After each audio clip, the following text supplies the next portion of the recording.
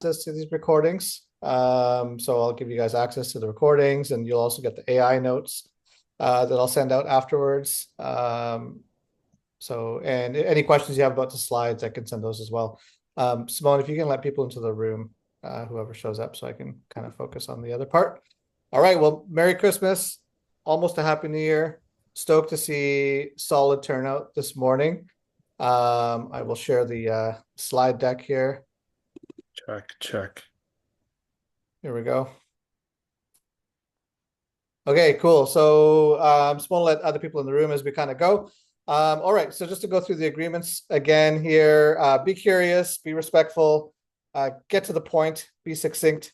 We're all executives in the room, so don't dilly-dally on that. Show up to each session. Clearly that is working, so that's really, really great. And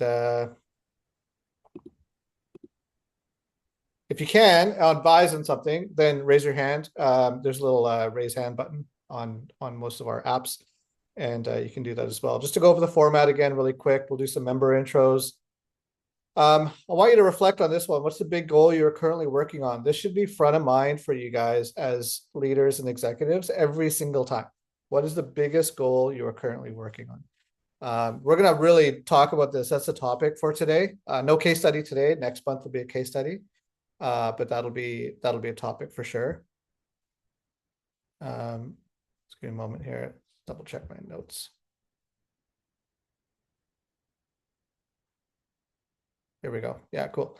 And then what did you commit to last session? Did you accomplish this? Azul, you kind of, we missed you holding accountable last time. And so I know that we had asked Azul this one. What's that? With Azul. Azul, are you there? Yeah, I'm here. Yeah. We were going to hold you accountable to the goal that you had of checking your KPIs on a regular basis, seeing as you have no one to report to. How'd that go? Probably not good. All right. To be honest. Okay. It's really tough, right? So your calendar is your friend. You have to have something on your calendar that's gonna prompt you to check your KPIs, look at your KPIs, kind of go that route. Super important to have that. We're going to do a topic overview today. We did a case study last time. We'll go through some questions. We'll have some open questions and then some closeouts, and we'll talk about the next mastermind date. All right, so let's go through and get some introductions. I'll stop share for this part so I can get a few more people on screen. And let's go, Stu. If you want to go through here, we're going to do a quick introduction. So if you want to go through and do this slide here, your name, your role and title, your business name. Tell us a bit about your business, recent win, and a goal you want to hit. And then also share how someone gets a hold of you. You hear me all right? Yeah, gotcha. Okay. Hey, everybody. How you doing? My name's Stu. Own and operate Wizard Screens. Manufacture retractable screens in Burnaby. President. And yeah, we have a staff of about 32 people, running about between 9 and 10 million in annual revenue, and easily accessible by phone and by email. Yeah, I think that's about it. Yeah, fantastic. What about a big recent win, Stu? Finding you, Edwin. Thanks for that. Well, I mean, we're going to give Drew a little shout out for that too, because I know that he gave us the handshake there for sure. Yeah, we just had our year end, and basically was pretty happy with the way that the year went, considering the challenges that we faced. So, just had our year end and was pretty happy with the way that the year went, but looking to progress and grow even further. Yeah, awesome. Really great. Stoked to have you here. Ashley, welcome to the team. If you want to introduce yourself, follow the card here and tell us a little bit. about your business, recent win, goal you want to hit, something in that vector. Okay, And I'll see if I can do this because it's early. then Good morning. I'm Ashley Waddington. I just founded my own company over the summer of this year.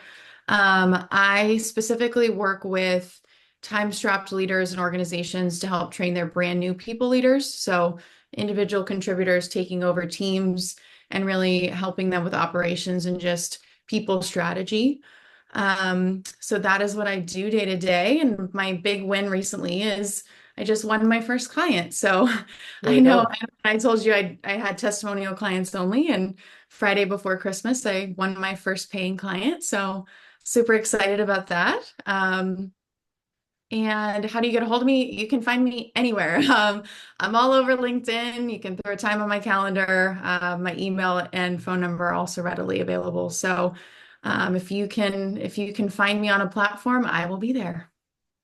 Yeah, awesome. Stoked to have you here as well. Thank you. Cool. Gabe, you're up. Thank you. Good morning. Congrats, Ashley. That's big. Yeah, my name's Gabe Fontana. I'm the owner. I'm a freelancer. My company is called Fontana Copy. I have one employee. She's a designer, and we build websites and help them show up higher on Google. So a recent win is SEO has been a service I kind of started offering this year, and the main goal was to get one business showing up as the first search results for their service on Google. And most recently, a gutter company in Florida, we did achieve that for one of his main locations.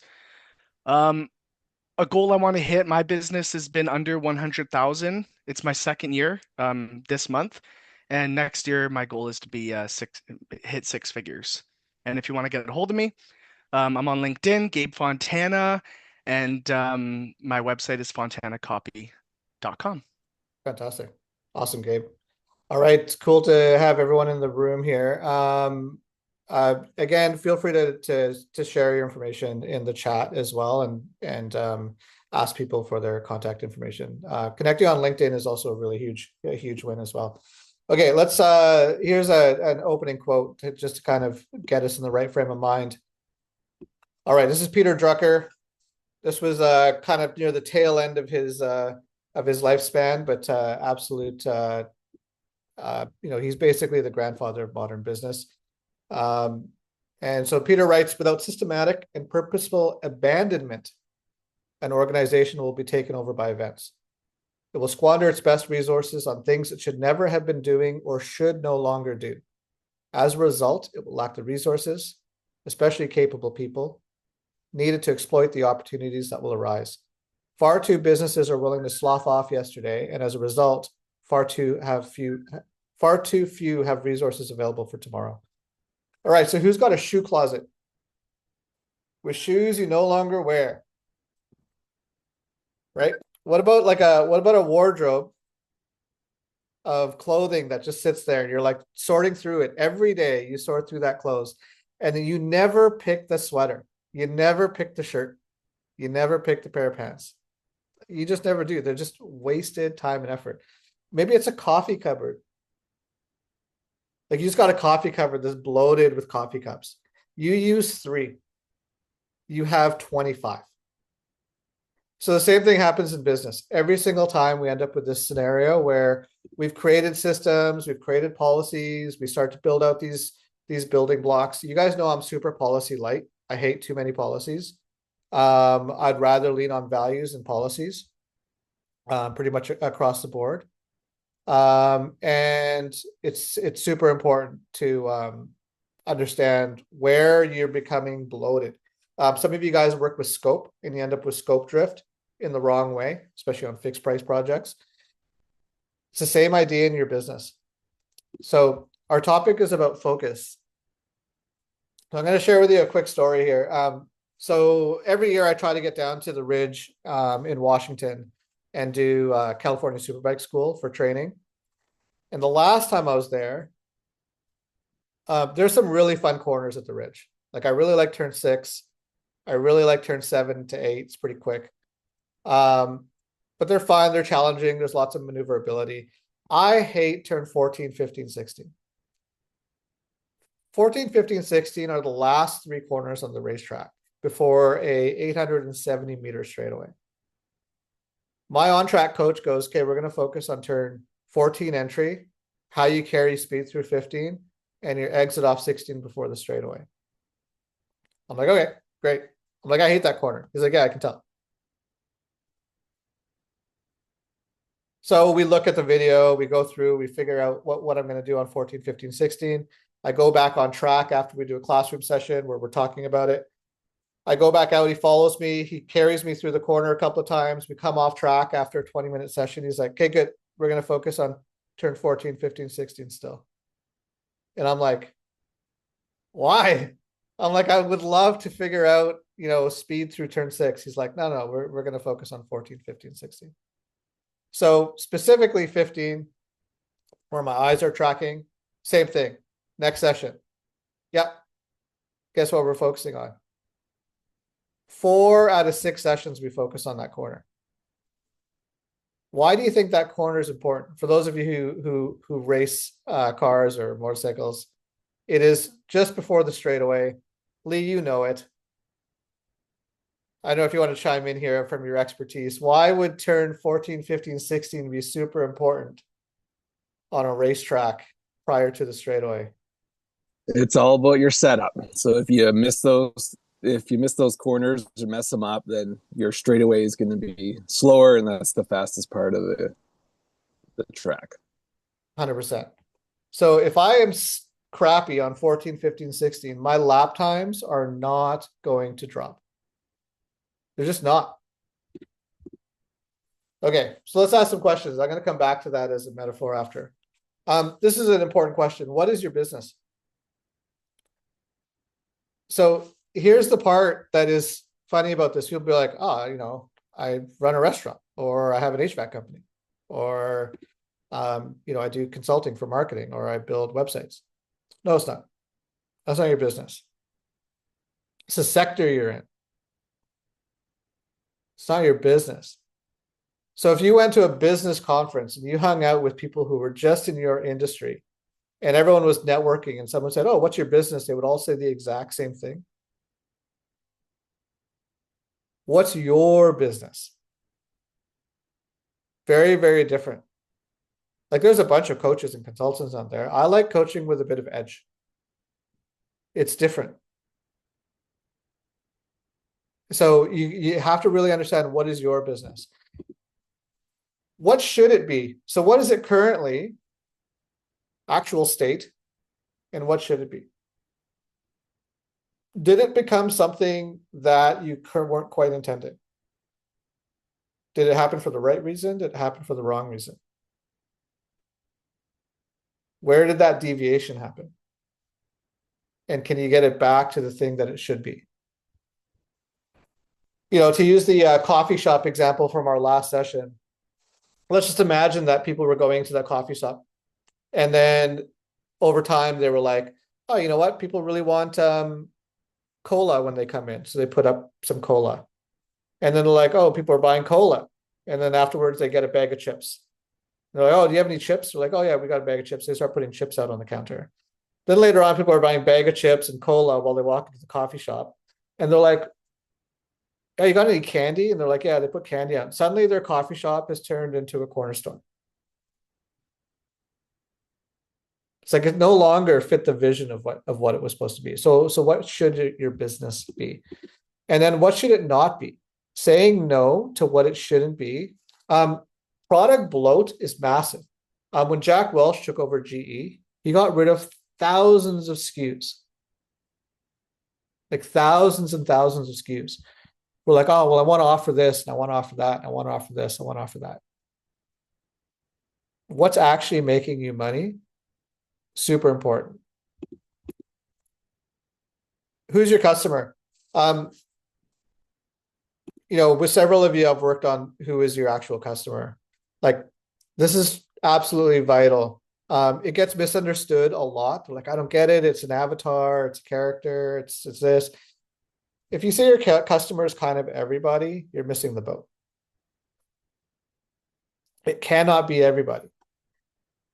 So when you define who your actual customer is, everything you do would be like, would this customer love this product or not?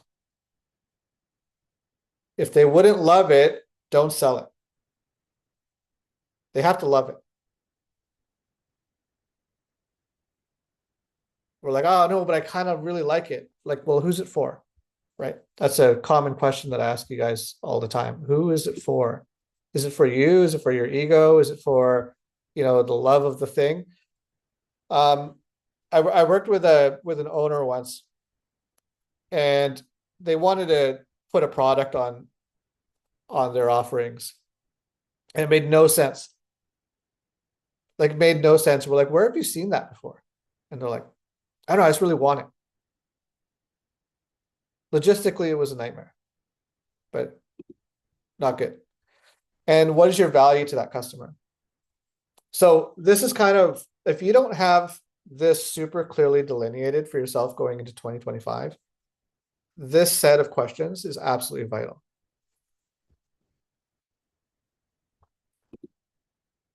So this topic about going to the market with what you need, well, I need a sale, or I need a customer, or I need more conversions, or I need another location, or I need another dealer, or I need another whatever. No one cares. No one cares what you need. Right? Jim Rohn talks about this. It's like, if you go to the market with your need, it will not be fulfilled. Like someone who comes into your workplace and says, hey, I want a job. I need a job. I need to make some money. I need a job. Do we care? Well, sure, maybe somewhat empathetically, we kind of care. But do we really care? No. What we're actually looking for is, what will this person do for my business? So the same thing is true when it comes to understanding what we are doing to the market. Does your product, does your business impact the market in a positive way? And exactly how? Really, really important. Okay. So your key question is, are you currently allocating your energy to the most promising opportunities for your business? Are you focusing on turn 14, 15, and 16 to give you the fastest straightaway?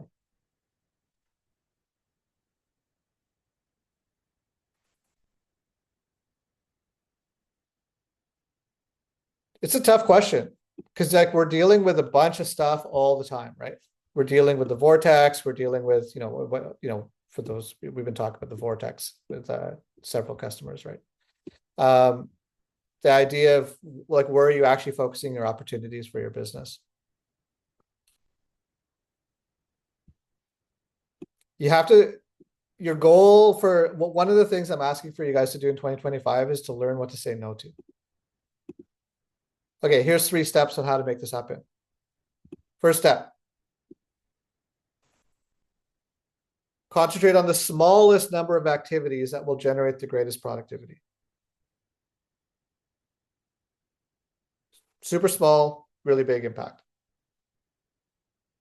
So, on track, I could focus on every corner, every lap. I'm going to focus on 1. Now I'm going to focus on 2. I'm going to focus on 3 and on 4 and on 5 and on 6, all the way out to 16 and be like, that was a great lap.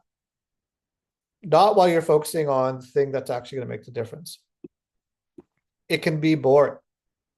It's probably not as sexy. But find that somewhere else. Like, if you know that this product, if I really get this product into market, it's going to make the biggest difference, focus on that. If you know that this IP is going to make the difference, focus on that. But if you've just got a bloated product list and you're just focusing on all of those activities, maybe it's geographical, maybe it's product offering, maybe it's like, are you really good at B2B sales, but you suck at B2C sales? Or vice versa? Like, they're different. Are you really good at residential, but really crappy at commercial? Those are different. They're just different markets. Don't major in minor things. Sometimes people are like, man, this project's going to be an amazing success. This much impact. It's like no ROI, right? They become vanity projects at that point. Anyone guilty?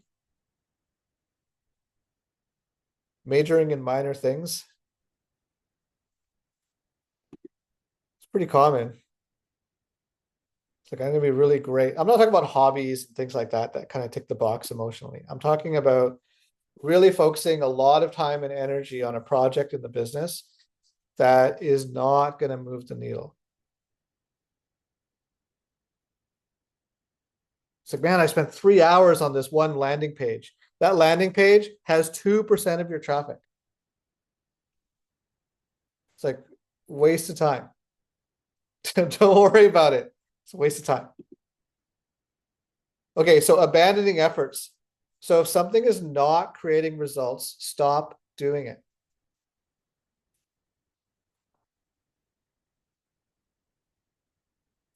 Like, it's not creating the result. It's like, yeah, but we've had that meeting for years. Stop the meeting. But we've run that report for years. I used to run a report for a company I was working for. This is when I was an operations manager. And I would pull all this data. It was like probably 3 hours worth of work for me to pull this report together. It was a comparative analysis of year to year, month to month, week to week. And I'd lay it out, looked really, really great. And then I got some benefit out of it because I was understanding how the business mechanism was working. But I could do that by just looking at the data. So I was generating this really great report. In it went spreadsheet.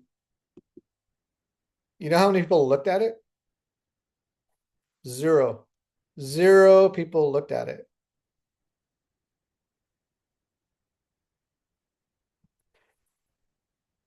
Duncan, you're heavily tied to operations. How many things were sort of on your task list where you were just like trying to get all this stuff together, and like by the time you got the information, it was like history? Yeah, probably 3 or 4. I think I see where you're going with this, distilling the urgent items versus the items that hit your weekly list is the biggest challenge. I think working with you and Benjamin and just sort of role playing and yeah, I'm working on this, and you guys go, why? Like, what does that do? And really thinking about it, it's like, oh, because we talked about it at the meeting. It's not really. I think that really challenges you to think, is this going to be viewed by anyone? Does this actually bring any sort of relevance to the visibility for others? Because it often doesn't. Sometimes it's just because it sounds like, hey, that would be really cool to have that metric. But if it doesn't actually accomplish anything, then it's a wasted effort, right? Completely. With some of you have been working heavily on KPI type stuff and trying to figure out like what are the numbers that are going to make the biggest difference for you to make better decisions. But they have to be comparative. KPIs as their own is like trying to measure speed with a snapshot with only one image. It's an impossibility. You cannot measure speed with a snapshot with the one image. It never happens. KPIs have to be comparative. You have to be able to look and say, this is what it was, this is what it is, this is what it is, this is what it is. You have to be able to trace it. And so the results that you're monitoring have to be tied to some sort of movement. There's no way to track a result that doesn't have movement to it. Otherwise, they're just static states. And you're like, oh yeah, this number is really great. Okay, relative to what? And then once you know the relativity of it, then what are you going to do with it? Like you have to go from decision making to activity, right? So yeah, getting caught up in this stuff is tricky. Now, not knowing what those are is important as well. So, is it going to be monitoring this KPI or monitoring this, developing this SOP or this playbook or this process is actually going to lead to greater success, smaller number of activities with results that actually matter? Then yes, do it. But if it's not going to, you got to learn how to abandon some of that stuff.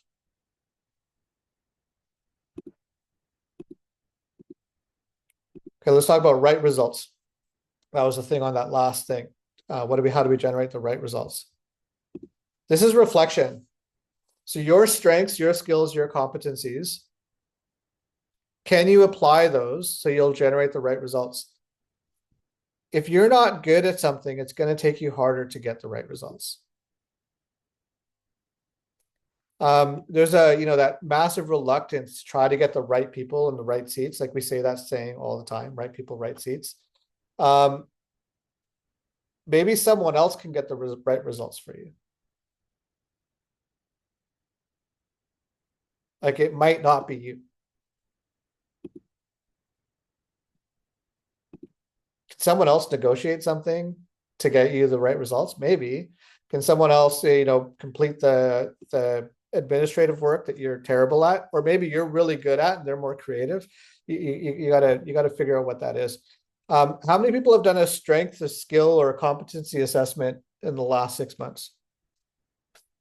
Any kind of reflection? Yeah, Marcel.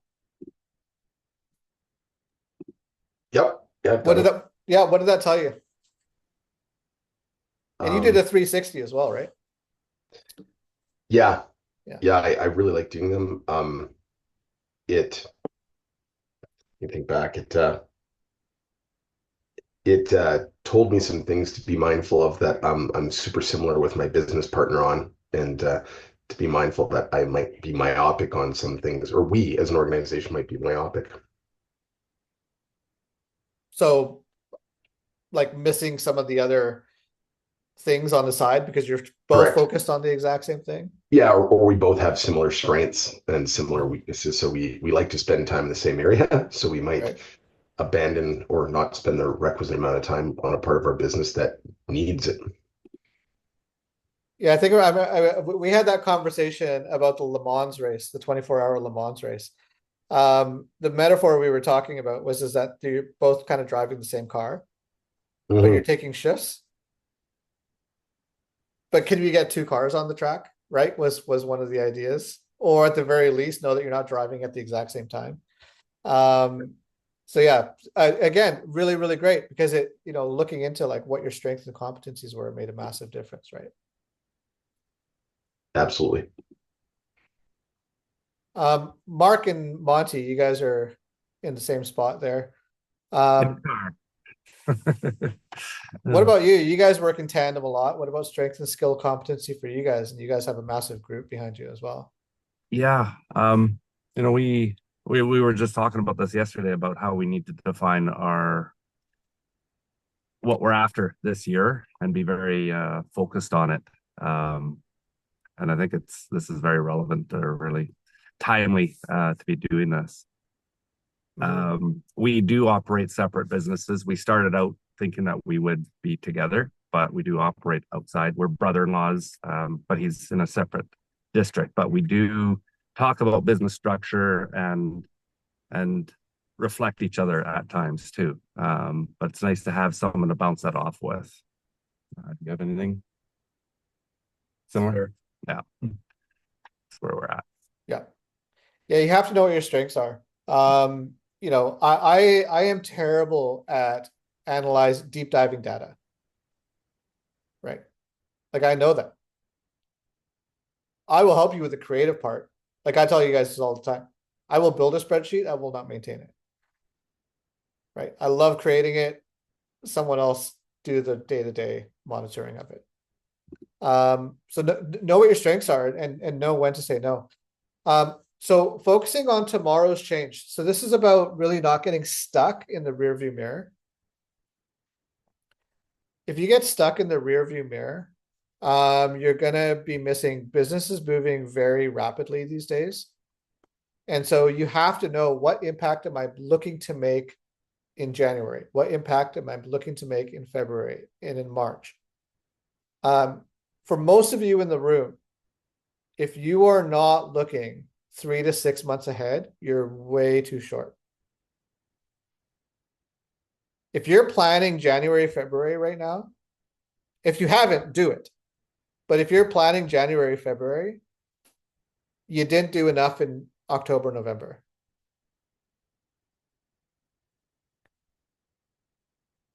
I had a mentor and he used to be like, what's your plan? And I sit down with him. I'd have these long lunches. I'd be like, I'm going to go through this and go through this and go through this and then go through this. He's like, what about July? I haven't thought about July. So you're not doing your job then. It's like, you got to be way ahead. You got to be thinking 3 to 6 months ahead minimum for where most of you guys are at.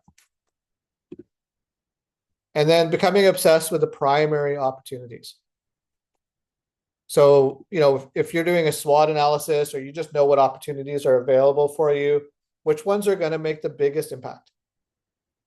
Like, what are they? You have to know. If you don't know, start finding it out. And how are you going to track it? These are the opportunities that we have for our business. These are opportunities that we have for our people. These are the opportunities that we have to refine process. These are the opportunities that we have to increase EBITDA over here.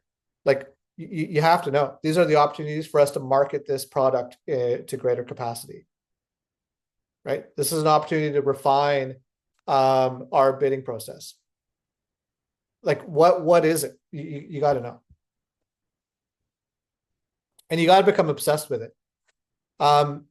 We live in a very digital age. There's a strength to this. There's also a drawback to it, is that you don't see it. Like, until you open up the file, it's not front and center.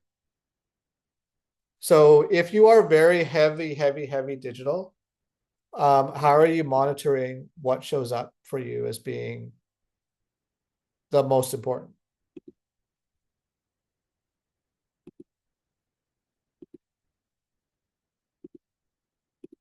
Who's still very analog, like handwritten notes? You know, corkboard, whiteboard, like analog stuff versus digital. I do a hybrid model because I like to see things and I like to write things and connect it with my brain. Mm-hmm. Whiteboard the hell out of your guys' offices. I'll say that straight out of the gate. Chris, you and I have had that conversation. We sure have, and now I have a shitload of whiteboards all over my walls. 100%, man. Honestly, the more whiteboards, the better. The more whiteboards, the better. It's got to be. 100% whiteboards. Okay. All right. Some comments on what we just talked about. Anyone want to chime in?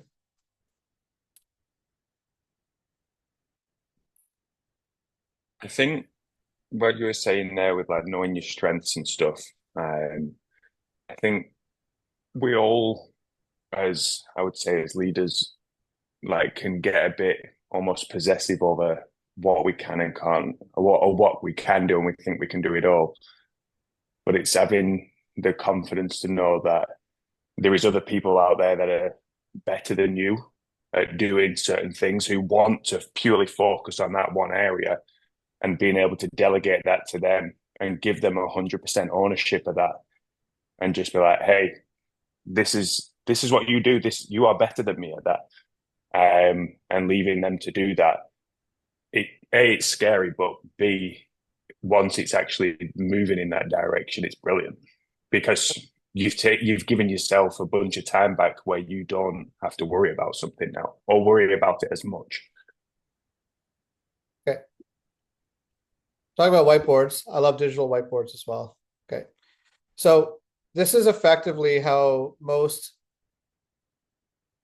businesses kind of form. And I'll use this as the next part. If hopefully everyone can see this.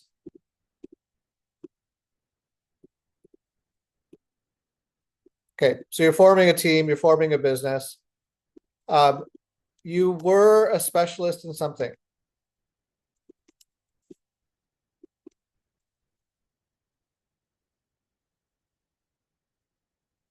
So you were a specialist in something, and then you had to become a generalist. You had to start learning how to do this and that, and the other thing.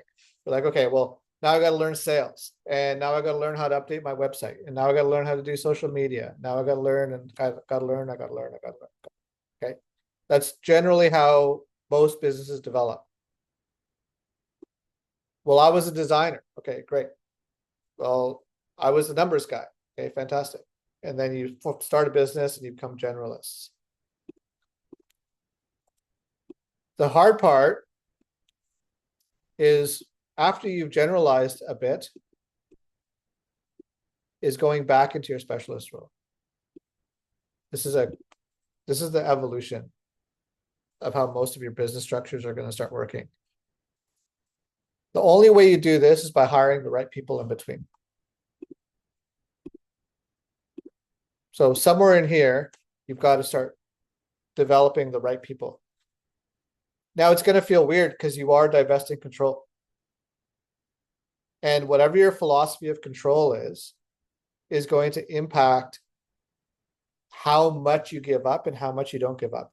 The number one reason why most business owners don't give up control is because they're afraid of the unpredictability of the outcome.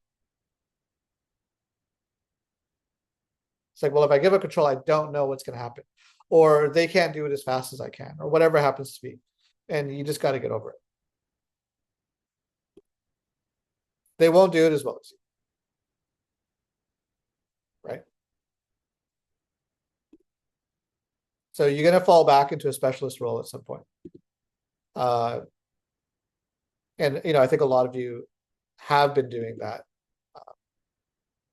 for sure.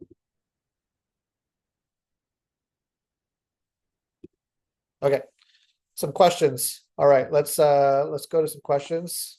Let me open up my questions that I had here. A few of these are submitted from a while ago.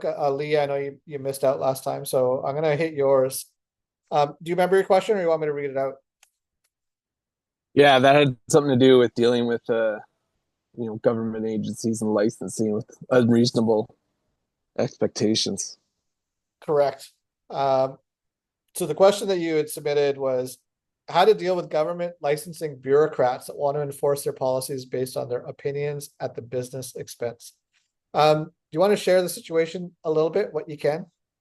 Sure. I've been operating a motorcycle school for 10 years, and it's ICBC accredited, approved. And so our curriculum has to be approved by them, which it is. But in our agreement, it also states that it is a matter of the opinion of our direct ICBC supervisor. So then they came in earlier this year and gave it a fail and warned me a couple of times that my license will not be renewed for next year if I don't make significant changes. And this is the same curriculum that I've been using for 10 years.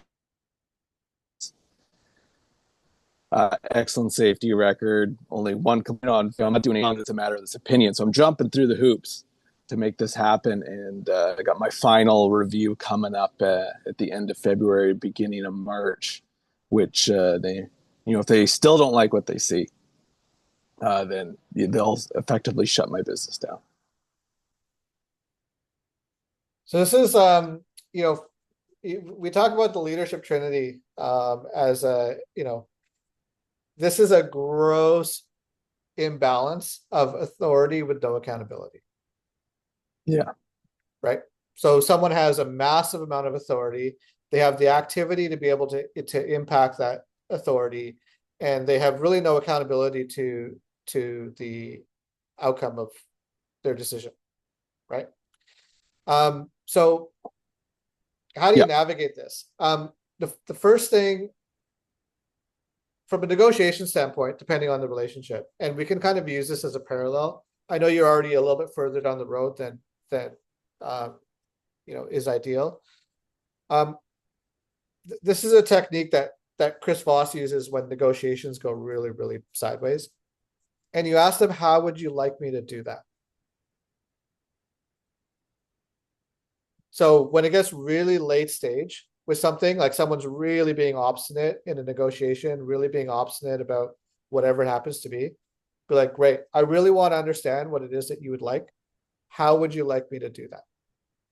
and you get them to answer the question for you, like in really great detail. So effectively, he would have to design the curriculum for you. Yes, Right. I definitely have asked that question, and I've got some answers, but yeah, I have had a couple meetings with them, and working through it. Like I'll get there, but I have to overhaul things quite significantly, and that's the only option I have. So I have definitely asked him, how do I do this? Show me, tell me, and he's just going to make it his curriculum, and I assume he's just going to apply it to all the other schools out there, because I'm not the only one under the spotlight.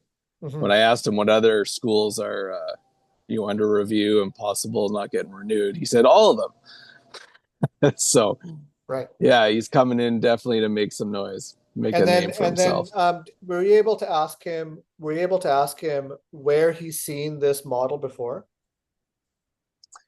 Yeah, so he has seen it in little pockets here and there, but he used to be an instructor himself, and this is the way he wanted to do things, but he got kicked out of the school that he was working for, then took up a job at ICBC, and then that happened a while ago, but I guess he's been promoted now to the supervisor role. So now he can make, instead of just having his curriculum at the school he used to work at, he wants to make his curriculum at all the schools he supervises, because he believes it's better based on what he's seen, not necessarily so much how he's done it.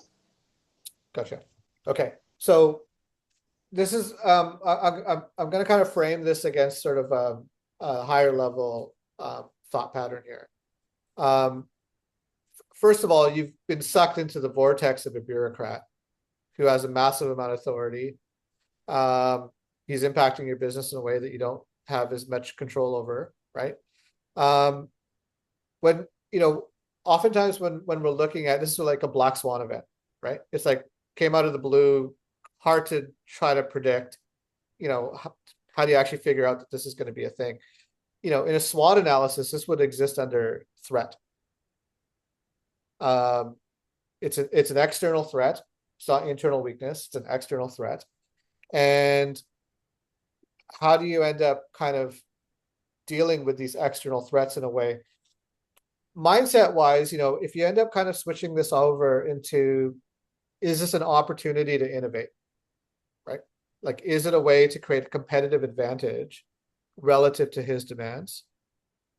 Would be really another way to do it. But when you're looking at, like, how many of you, when you're doing a SWOT analysis, are saying an external threat that could actually shut my business down? Like, what would that look like, and how would you mitigate against it? Yeah. So it's a big question. Keaton, I think you had something there. Focusing too much on him rather than the business opportunity. Become an expert on how it works, see who already does it, and get ahead of it. It's happening anyway, it's happening with the new reality. Yeah. So this is like that idea of really trying to find out, how could you innovate this to competitive advantage? Yeah, and I do see it. Like, what he wants to do isn't awful. It's the threat of not renewing me if I don't make these significant changes right away that I'm uncomfortable, like that are uncomfortable. But with how he wants, the class portion of it run, there's a huge opportunity there to make it better. So that's happening. It will be better for it. But just to come in heavy-handed like this, it's just unwarranted. Yeah. But I will get there. It'll happen. And Marcel, you've got a comment there? Yeah, Lee, I think that what you're describing is oftentimes one of the most significant threats that can also simultaneously make us feel out of control. And I think it's legit, like you can't ignore it. But I think what I've seen most people in organizations I've worked with screw up the most when they're faced with this is they get emotional about it because it's not fair. And then they prioritize trying to be right And both those things don't work in this environment where you have a bureaucrat that has too much Yeah, I authority. agree. And I think the danger too is that, given how much you know about your business, there's a good chance you might get what he wants to like a quintessential level in his mind. And I also think that's a mistake because you want to get off his radar. You don't want to be the poster child, so that he's always in your face. So I agree Yeah. with Edwin that I think, when I coach people on this, it's like, make sure they know that you're listening and paying attention to them. You're not fighting them. If they think you're resisting in any way, that's bad. Once they know that you're 100% committed to doing it, as Edwin said, try to get them involved. And one of the best ways is, can you show me who is hitting the standard right now? And then just go copy and paste to the extent that that makes sense. I'm sure I'm oversimplifying it, but the Yeah. idea is get it to a level that's acceptable and get off his bloody radar and move away. Um, and you just have to deal with it like that as unemotionally as possible. But it's not about being right. It's not about your program being better because that'll get you in the hot water, at least in my experience. Yeah, great feedback, Marcel. Yeah, I totally agree. I mean, I was fighting it at first, but I knew the outcome of that, so I have been working with them and just going along with it and give it a try. I mean, there will be some good things that come of it, and I'm sure I'll get renewed. I mean, I'm sure that's going to be a huge headache for him to shut me down as well. But I'll have a better product in March. By March, and just keep running with it. It will open up some opportunities, and then once I'm off that radar, it's like good. You can keep it. You'll have more enough to keep him busy with the other schools, and I'll be the first one out of the gate to keep operating freely without hindrance. Keaton, you had a comment? Yeah, Lee, just as like on a personal level, like an individual level, you're talking about this thing that's happening as like it's like this other person, when in reality, like if it was an earthquake that was going to destroy your business or already did, or like we knew a tsunami was coming or something, you just start dealing with the aftermath like it's already happened, right? And if it's just some bureaucrat that's not going to change his mind, you got to kind of decide that. But if there is like if there is a window that you're thinking of change his mind, which it doesn't sound like there is, it's already happened. So like if it already happened, just deal with it that way. And it's not going to make running the business any easier, but it'll probably make you feel a lot better and just like get past it if it's already going to happen. Yeah, the guy's a piece of crap and you want to deal with all that shit too. But at the end of the day, for the business, like it's happening. So just think about it that way. It'll give you some relief, hopefully. Yeah. Thank you. Yeah, really great points. Yeah, how do you stay non-emotional and kind of switch the emotional charge into an opportunity? It's a big ask, really big ask. Okay, another question that was submitted. They're not actually in the room today, but it's a good question because we're talking about focus. Is the question was, I got some feedback that I was too busy all the time. Who should I prioritize my time to, as I value everyone as important as the next, but sometimes the schedule doesn't work out? This is like your team asking you for your time all the time. Okay, this is a classic 80-20 rule response. Your top players always get your one-to-one time. Someone who's a top player comes to you and says, hey, I got a question. You turn towards them, shoulders, not head. Very important body language trick. Don't just do this. Turn your shoulders. What do you need? Your top players get one-to-one time. The rest of the team you make up for in groups. So someone comes over to you, they're the naggy Nelly, they're the one who always needs something, they're not a high producer, whatever happens to be. And they're like, oh, by the way, and oh, by the way, and oh, by the way, and oh, by the way. Say, hey, you know what? That's a good question. I'm going to tell the whole team about that this afternoon at 2:00.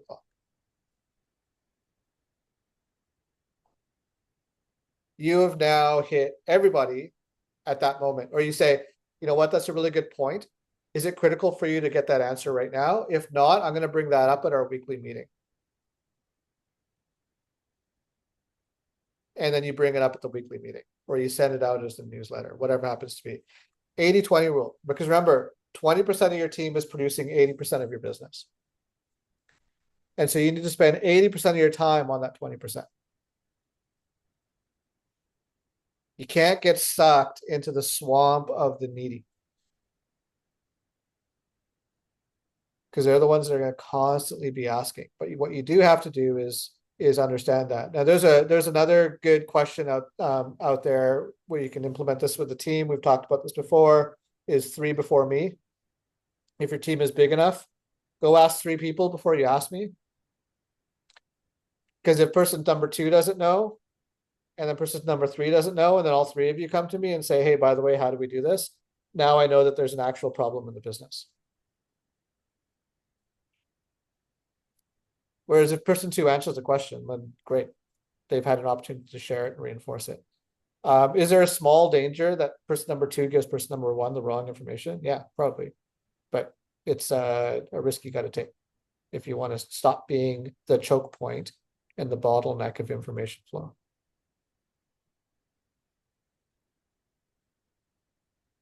So that's absolutely vital. You know, Marcel, you've had some big teams. How'd you avoid getting shotgunned by everybody? You can't. And it's okay, because it means they just want your time, and there's nothing wrong with the problem. I think the tactic, though, for me is that you got to remember your key role. Like the people that report directly to you, the ones that you're referring to a one-on-one time, 99% of the time when one of those people below them comes to you, they report to one of the people that directly reports to you. So a really helpful tactic I find often is, well, that's a great question. Let's bring Kevin in on this and see what he has to say. Kevin, Samantha had a great question. Samantha, what was it again? She asks it, Kevin answers it, it's done. And so you do that 2 or 3 times. They go, well, I don't know why I'm going to Marcel. All he's going to do is get that direct report. Part of it's just habit. Sometimes in growing organizations, you used to be their go-to, and then you hired somebody else, and they're reluctant to go to them. So you just got to teach it, and it also helps eliminate the fear of, well, they might give them the wrong answer at first. You start seeing, oh, they're actually really good at this, and or if they're not, you can coach them privately on the side and go, you know, that answer you gave Samantha was good, but is there anything you go back and do differently? And so it becomes a coaching session for your direct report, and just teaching everyone in the organization how to coach. Yeah, you're also communicating a high level of trust. You know, we talk about this idea of skips. Greg, and I know you've mentioned skips in your business, where, you know, people are kind of like diverting accountability by skipping and things like that as well. It's really common. It just happens a lot, but you got to start using terminology that ties to the thing that's the problem. Like you have to the ability to say to someone, you know, that's trying to come to you when they should be going to their direct manager or whatever happens to be, is, hey, listen, I really want to avoid having skips. Like, you can just say the thing. Like, don't be afraid to say the term of what it is that's happening. Like, if there's a conflict happening in a meeting, be like, hey, listen, looks like we're having a conflict. Let's use some conflict management tools. Like, don't try to dart the idea of going, I think we're having a conflict, and someone cracks a joke to try to soften the blow, and then it kind of falls into this weird thing. It's the same thing when people are trying to take up too much of your time.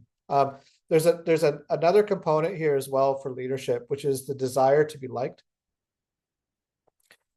It's the people-pleasing component. And again, the question is, who is it for?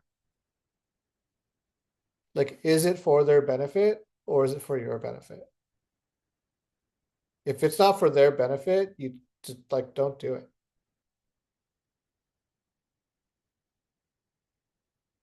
Like, it's just always got to be for the other person's benefit. And it's like, oh no, but I can rescue. It's like, yeah, you could probably rescue. Who's that for? It's like, oh, that's for me. Yeah. Okay. Maybe don't do that next time, because you're undermining the leader underneath you. And you're also becoming a bottleneck. and you're creating the precedent that you're the go-to every single time, which becomes a major problem.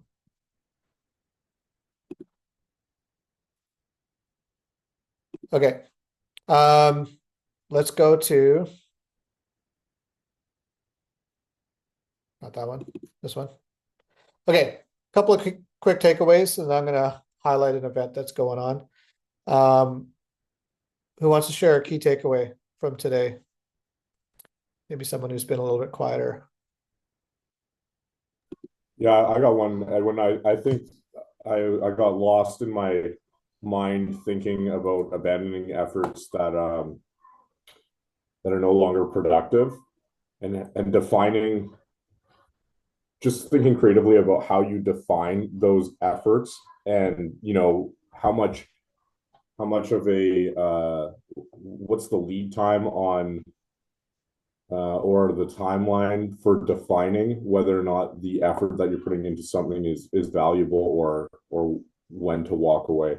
And I'm wondering, I've got lots of different examples that I could think of, but I'm wondering if there's a strategy there where when you embark on one of these tasks, if it's advantageous to preload the timeline and say, okay, I'm going to check in on this in exactly 1 week's time to see if this was productive, or 2 months' time, whatever it may be.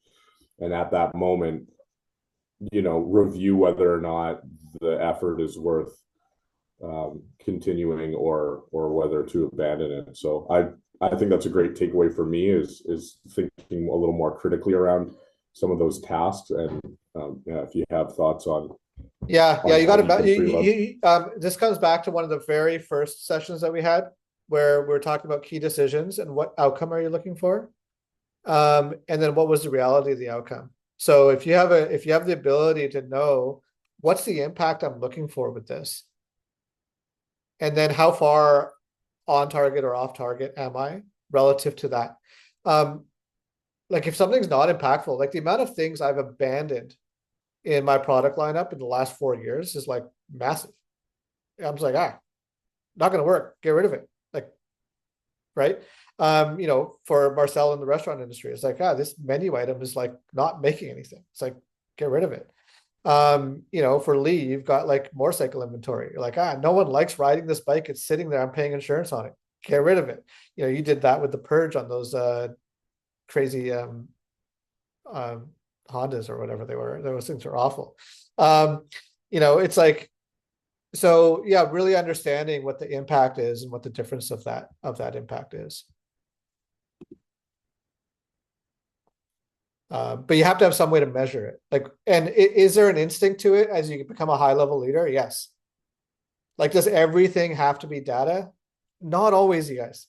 There is an instinctual quality with leadership where sometimes you're like, guys, we're abandoning this project. Someone's going to go, but let's spend 3 weeks trying to find the data. You're like, no, it's done. Let's go. We're over. Like, forget about it. If you have that decision-making power, you have to be able to, on the other side of the coin, accept the accountability of making that choice.